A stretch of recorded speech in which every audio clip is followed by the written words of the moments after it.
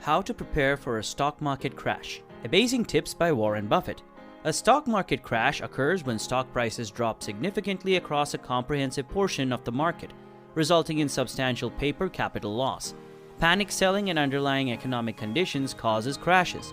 They often accompany speculation and financial bubble. A stock market crash is a social phenomenon that happens when external economic events combine with crowd psychology to create a positive feedback loop. Some market participants sell, causing more market participants to sell around once every 1.84 years. The stock market has collected or fallen by 10% or more since 1950. So it is no longer a case of if, but when the stock market will collapse again. Taking the steps below now will assist you in weathering the next inevitable storm.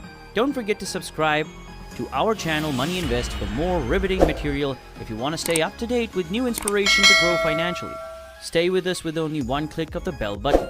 Let's prepare with 4 tips on how to prepare for a stock market crash. Number 1. Hoard cash in a savings account. In a stock market crash, people lose money if they sell at a loss. However, if they don't have enough cash on hand, a job loss or an unexpectedly high cost can leave them with no choice but to raid investments that have recently tanked. Ideally, you can have 6 months worth of living expenses stashed away in a bank account or CD. If they receive a 401k business match, they can continue contributing to receive the maximum payout when creating their rainy day fund. However, until others have enough emergency funds, you should strongly consider deferring other investments. As the economic crisis continues to reverberate around the world, a growing number of Americans are devoting time to learning how to manage their finances better.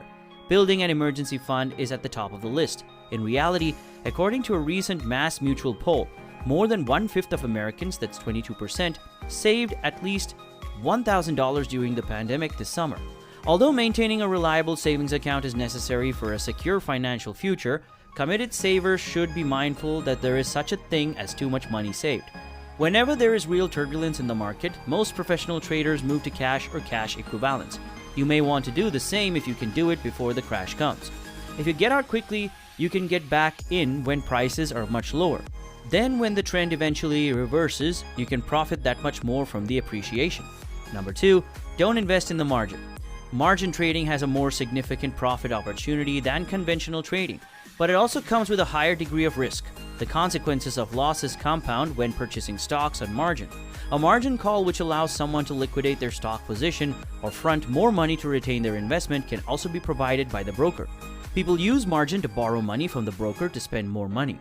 If you have substantial debts, you may be better off liquidating some or all of your holdings and paying off the debts if you see bad weather approaching in the markets. This is especially smart if you have a lot of high-interest debt, such as credit card balances or other consumer loans. At least you'll be left with a relatively stable balance sheet while the bear market roars. However, if you have a lot of money invested on margin and your stocks fall, you may be forced to meet a margin call. And if you can't pay up, you'll be forced, yes, forced, to sell your investments and take a big L. Now, Warren Buffett has always been against margin lines. This isn't just like a right now kind of thing, but it is particularly important to focus on eliminating margin loans if the market is very overvalued. Why? Because overvalued stocks can fall back down to earth very, very fast, and that can easily trigger a big fat margin call. Remember what Warren Buffett said? The stock market is the only place where investors run out of a store during a sale. Don't be that guy. We value your enthusiasm, so don't forget to subscribe to our channel, Money Invest, and ring the bell to be informed of new episodes, and keep watching. Number 3, hedge your bets. Simply don't speculate to chase returns. If you see a major downturn ahead, don't hesitate to set yourself up to profit directly from it. There are several ways you can do this, and the best way for you will depend on your risk tolerance and your time horizon. Margin trading has a more significant profit opportunity than conventional trading, but it also comes with a higher degree of risk. The consequences of losses compound when purchasing stocks on margin. A margin call, which allows someone to liquidate their stock position or front more money to retain their investment, can also be provided by the broker. People use margin to borrow money from their broker to spend more money. If you own shares or stock that you think are going to fall, then you could sell the stock short and buy it back when the chart patterns show that it's probably near the bottom. This is easier to do when you already own the stock you're going to short. That way, if the market moves against you, you can simply deliver your shares to the broker and pay the difference in price in cash. So typically what happens is money starts flooding into riskier and riskier assets classes as investors chase returns elsewhere. This is something that Buffett has never done, and typically the riskier the asset, the more it will get punished in a market crash. Number 4, hold high quality assured stocks. This is the single best way to be prepared for a market crash. Make sure that if and when your portfolio drops by 30%, the businesses that sit in the portfolio are just great. And what I mean by high quality is 3 main factors. 1, they have a competitive advantage to the management team, is competent, and 3, the business is simple enough that you can understand well. Build your asset allocation with a full expectation of a 20% to 30% market decline. Many investors begin to see the stock market as a position where annual asset prices only rose after a decade or more of gains. In 2009, when they emerged from the previous downturn, they had many cautionary discussions with investors. Still, by 2019, the bulk of those conversations had shifted to hope, and greed inevitably replaces terror, as the old saying goes. Of course, if they are a long-term investor, willing to accept the significant risk of loss that comes with investing in stocks, they should consider an all-stock portfolio. Please view their true risk tolerance and how they will possibly respond to a downturn before they do. You probably don't want all of your savings in guaranteed investments. They just don't pay off well enough. But it's wise to keep at least a small portion in something that isn't going to fall with the markets.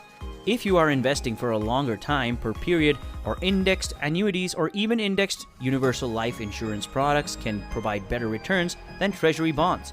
Corporate bonds and even the preferred stocks of blue chip companies can also provide competitive income with minimal to moderate risk. Overall, spreading your wealth across several of these categories is the best way to ensure that you have something left if the bottom falls out. So the final takeaways we have are: number 1, investors can take steps to shield the bulk of their assets from a market crash or a global economic depression. Preparation and diversification are the key elements of a sound defensive strategy. Number 2, when there's a real turbulence in the markets, most professional traders move to cash or cash equivalents. And finally, keep at least a small portion of your portfolio in guaranteed investments that won't fall with the markets. So why is this the best protection in the case of a market crash? There are a few reasons here. Number 1, in tough times, great businesses that are managed well have low debt, and solid cash flows are unlikely to go bankrupt. It's unlikely your investment is going to go to zero. Then, secondly, if your portfolio sinks and you just hold high-quality businesses, you won't have to freak out and decide whether you need to sell your stocks or not. And then, number 3, and if you hold high-quality businesses, and then your portfolio crashes. And now we've reached the end of the video, but wait, make sure to leave a like and subscribe so you can join the Money Invest Squad and be a part of the channel. Thank you so much for watching.